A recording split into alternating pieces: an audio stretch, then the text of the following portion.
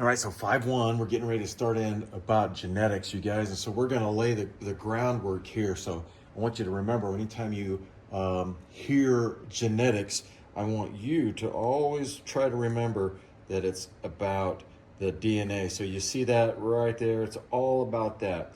And what it tells you is up here, it says heritable information that you see provides the continuation of life. So how is your body take this DNA and split it in half and spread it from parent to offspring? That's what we're getting ready to go into. So 5.1 is about meiosis. And I want you to remember that meiosis is different than mitosis, because remember, mitosis is cell division for repair or replacement or growth.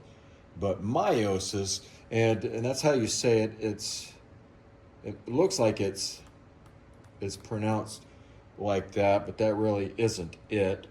Get this out of the way. Okay, and so that's how you say that. This is a cell division for reproduction only. See? So it's going to take one cell, create 4 different, it could be what's called gametes. Gametes are sex cells. That's another word for them. Or we could just think of it as sperm cell and egg cell. You know, mitosis. Mitosis, you start with 1 cell, you end up with 2. Okay? Over here, but in mitosis, you end up with 2. But in meiosis, you end up, by the end of the process, with 4 very different cells. These 2, in mitosis, they're identical for all intents and purposes. Okay? Now, 2 words I want to introduce you to.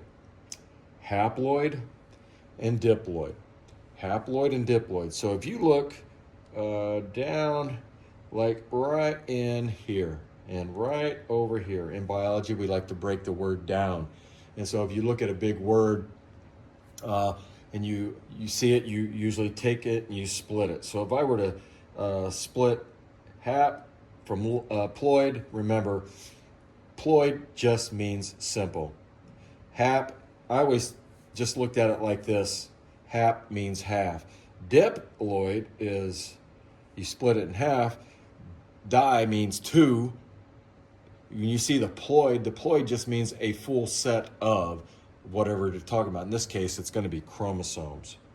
Okay, so haploid and diploid. Haploid and diploid. Not really tough terms.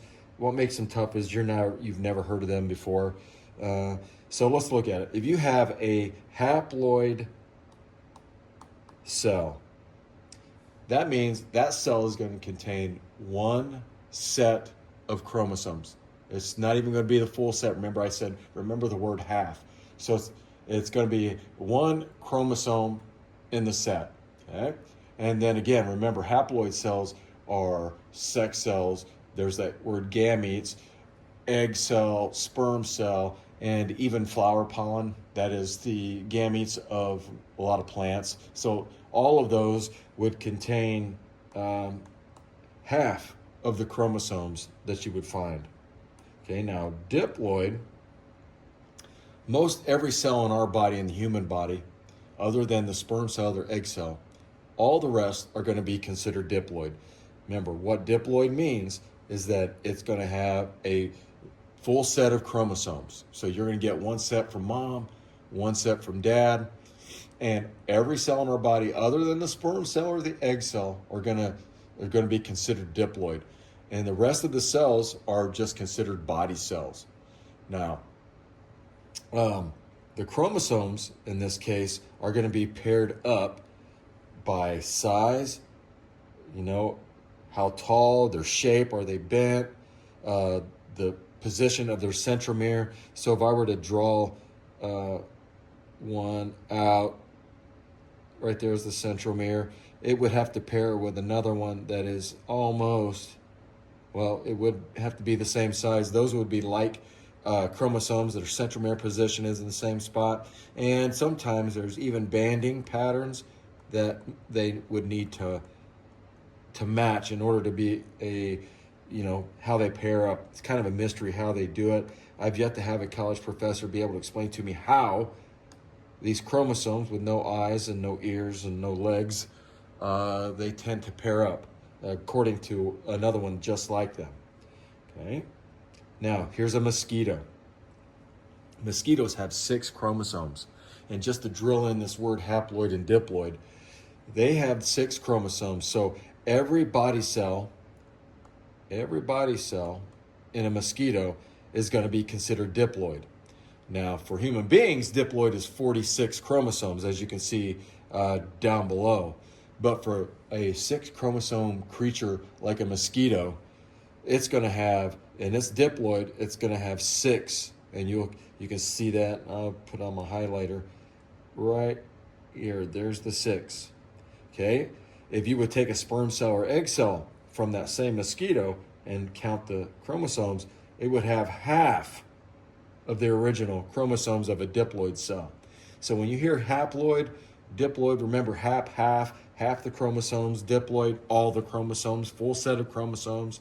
And last thing here I want to show you is that you notice that you'll see a number like 2n, or you'll see the number n.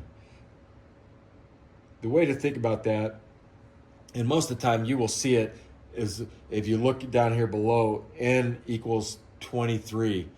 Well, that would be the number of chromosomes. And again, haploid cells are going to be N20. Now, if you're a human being, our haploid number is going to be 23. But if you're a mosquito, that N would be an N. I did it for a mosquito. It would be, if I could get it to work here, N equals 3 for a mosquito. Remember, it's half the normal complement of chromosomes. So not really hard to figure out. Just got to remember all the wacky terms.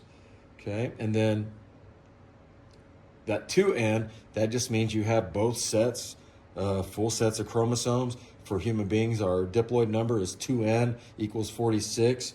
For that mosquito, it's going to be 2n equals 6. And every creature, depending on what they will have, anything that's alive will have that kind of a number. Now, I think that's it.